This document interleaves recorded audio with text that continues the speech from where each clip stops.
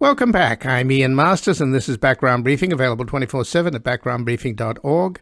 And joining us now, Joshua Horwitz, who's the Dana Feidler Professor of Practice and the co-director of the Johns Hopkins Center for Gun Violence Solutions. He has spent more than 3 decades working on gun violence prevention issues and is the author of Guns, Democracy, and the Insurrectionist Idea. Welcome to Background Briefing, Joshua Horwitz. Thanks for having me.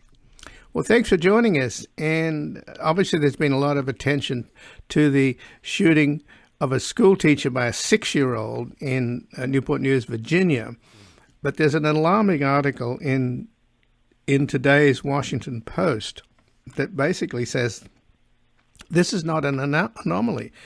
The title of the article is "A 6-year-old is accused of shooting someone at school.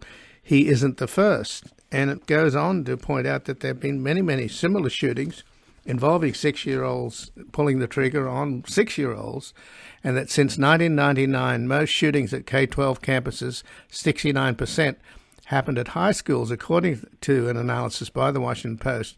And among the 62 at elementary schools, 49 were committed by adults or teens. In at least 11 cases, though, the person who pulled the trigger was no older than 10. And most of these children had brought loaded guns from home. So what are the solutions here? I mean, once again, they're talking about hardening schools, which seems sort of beside the point.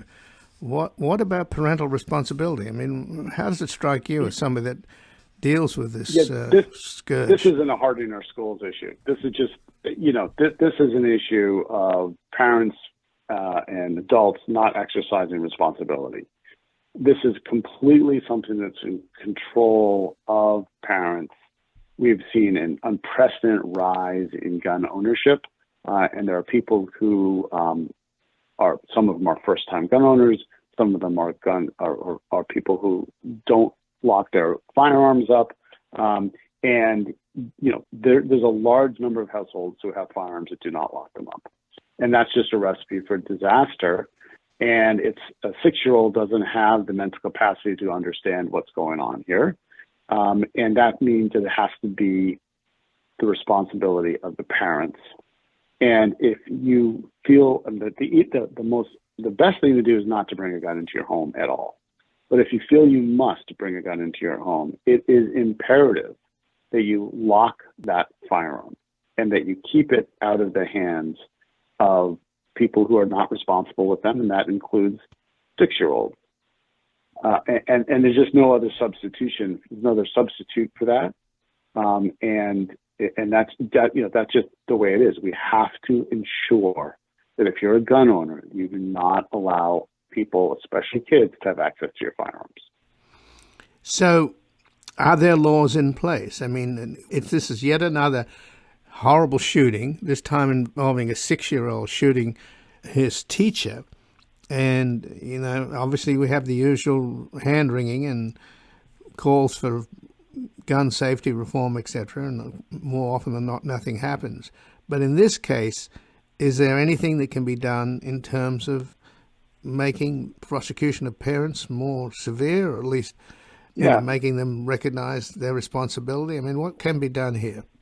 It's very clear. States with strong child access prevention laws that require guns to be stored in a safe manner, rather than just saying, "Hey, there's a problem." Some states say, "Well, if your gun gets into a child's hand, you're in trouble if you do it recklessly." Rather than have that approach, the states that require guns to be stored locked in a safe manner have lower rates of suicide, adolescent suicide, and can prevent unintentional gun injuries, including homicides and mass shootings. And so we know that you must lock your firearms, and states should adopt laws that require that. And if you don't, there should be a bright line test.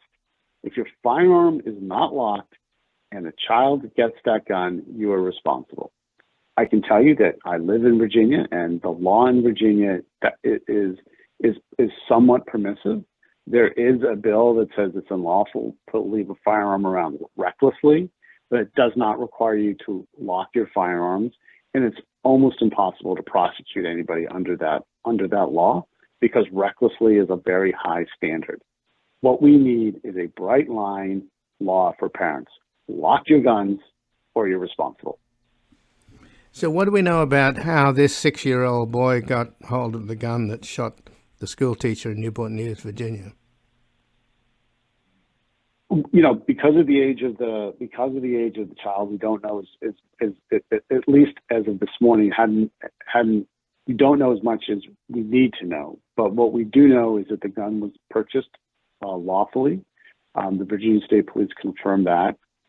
And the point of this, though, is even lawful purchases, bringing a gun into your home without requiring that gun to be stored safely, is deadly. And the guns that are often brought to school, they're not necessarily what we term illegal firearms. They're guns that people are putting around their house, oftentimes because they feel, not based in fact, it will make them safer. And those guns are the ones that are used almost exclusively by school shooters, by young kids, in this situation. But this is a different problem than gun trafficking or background checks. This is something that every gun owner, especially lawful gun owners, who I think do want to abide by the law, need to practice. And to the extent that they don't practice, they need to be reminded by the law that it's required. And we need these types of laws to safeguard our children. Well, the NRA apparently used to be an organization that focused on teaching young people how to use firearms safely, but then they became a kind of political right-wing lobbying group. So is there any organization out there that has done what the NRA used to do, or is doing what the NRA used to do? I know that there are individual firearm instructors out there who are very responsible to remind people to lock their firearms. As you mentioned, many of the quote-unquote gun rights organizations have become much more focused on politics and raising money than they are on actually teaching safety skills. And are actively involved in preventing these types of laws that we've just been discussing from passing. And so if you're not teaching safety skills, or you're not serious about it, and you're actively against these laws, that's kind of a recipe for disaster. And there are plenty of great firearms instructors around the country, but we don't. A lot of that gets lost these days in the politics of it. We have a country, for better or for worse, that allows firearms ownership. The Supreme Court has guaranteed that, but there has to be responsibility with that. There has to be responsibility. And I would hope that after this, even these gun rights organizations will support stronger child access prevention laws, although I doubt that will actually happen. Well, it's not a surprise, surely, Josh Horwitz, that young kids would find a gun exciting because they watch TV and people are always pointing guns in movies and TV shows. They're usually the instrument that solves the problem, which is in itself is kind of socially irresponsible. So it would seem to me that, the idea that a young 6-year-old could find a gun and think it's really exotic, and it's a terrifying prospect to have a little kid like that waving a gun around, isn't it? It is. And it's a terrifying prospect, and they do see it in the media all the time, but they also more and more are seeing it in their home, with people carrying and waving guns and having them stored unsecurely and seeing them in their home. It's much more normalized, especially around handguns, than it was 20 or 30 years ago. But here's the other thing. They're watching the same movies in Japan and in Scotland and Australia. But those 6-year-olds don't have access to firearms, not the way they do in the United States. And so, sure, I wish that our media was less violent and less resolved on solving problems with guns. It's unrealistic. But the problem is that unlike the countries I mentioned, our laws allow basically 6-year-olds to have access to firearms. And that's a problem. And that's why we have these situations. So, given that there's been an uptick in gun ownership, do we know exactly how many more households have guns, particularly now with all of these states passing open carry laws? And apparently, throughout the pandemic, there was an uptick in buying guns. And perversely, every time there's a mass shooting, when enormous amount of outrage is expressed, the opposite result seems to be that people go out and buy guns. So what do we know about the increase in gun ownership and how many more households have guns and, by extension, have irresponsible parents who are not keeping them safely locked? Well, the rise in gun sales was dramatic. During the pandemic, probably because of a lot of insecurities, people bought more and more firearms, some of the highest levels of firearm purchases ever recorded. It's a little harder to translate that into how many new homes have guns, but many. And I'm sure over the next couple of years that data will become clearer. But many more homes have guns. Many people became first-time gun owners, which means that the risk of firearms, the risk of unsecured firearms spread. So I don't have the number of households to put right down in front of me, but I do know that the number of sales. Now, some of those people are people stockpiling guns and buying more firearms, but other people are first-time gun owners, which means that you're spreading the risk, because we do know this: a home with a gun in it is at a higher risk of homicide and a higher risk of suicide. And so more guns means more death. And that's what we've seen played out in America in the last 2 years. So what happens to the kids, though, the 6-year-olds, in terms of the law? I mean, the idea that apparently this boy who shot the teacher had been arrested and he held on a $50,000 bond, charged in juvenile court with assault of an unlawful possession of a firearm, and he's wearing an orange jumpsuit. Yeah, I'm not a juvenile justice expert. I can tell you this, though, that it's very difficult to hold young children criminally responsible, nor as a society should we balance the responsibility for gun ownership on 6-year-olds. These are responsibilities that should be for parents. Parents should be responsible and held liable for these types of things and prosecuted if necessary. The idea that this is turning into a juvenile justice issue is ridiculous. This should be fully the responsibility of the parents and not a 6-year-old.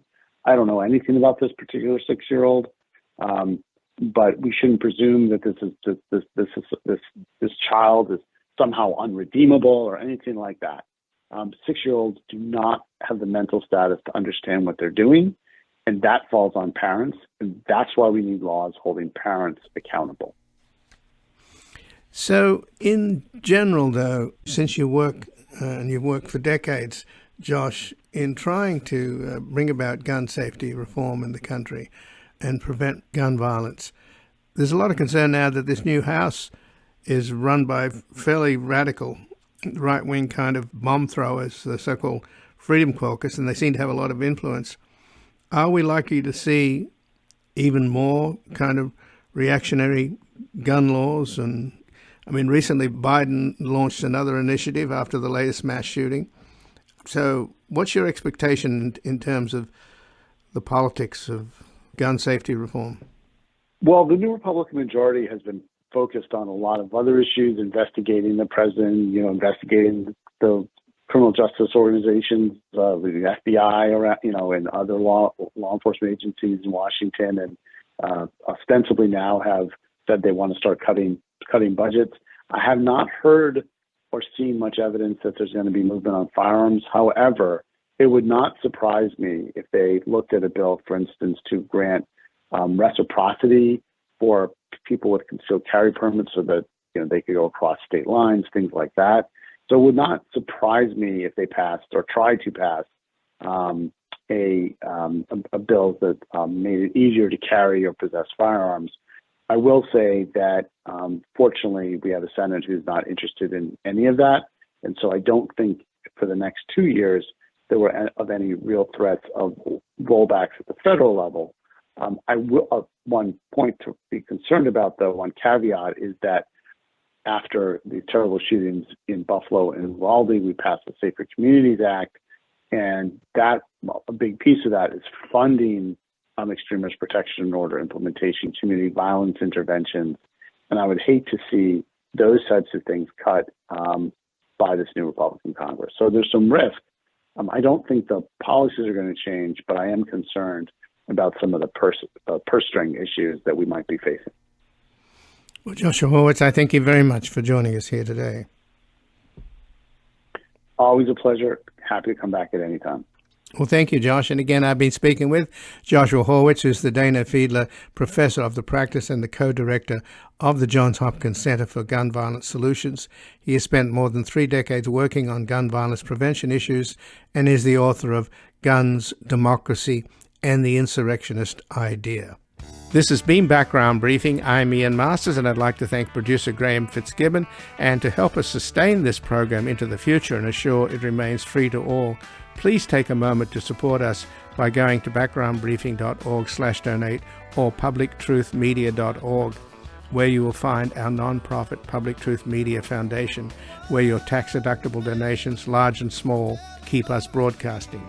And if you missed any of today's program and would like to explore our vast archives, you can find us at backgroundbriefing.org, where we'll include extended interviews searchable by topic, and have made it easy for you to sign up for daily email updates that provide links to resources, articles, and books discussed on the program.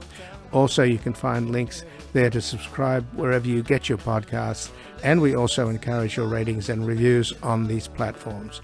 Find us on Twitter and Facebook at Ian Masters Media, and please do help us reach more listeners by sharing this program with friends, family, and colleagues. And I'll be back again tomorrow with another Background Briefing at backgroundbriefing.org. Bye for now. The guy that lived next door in 305 took the kids to the park and disappeared by half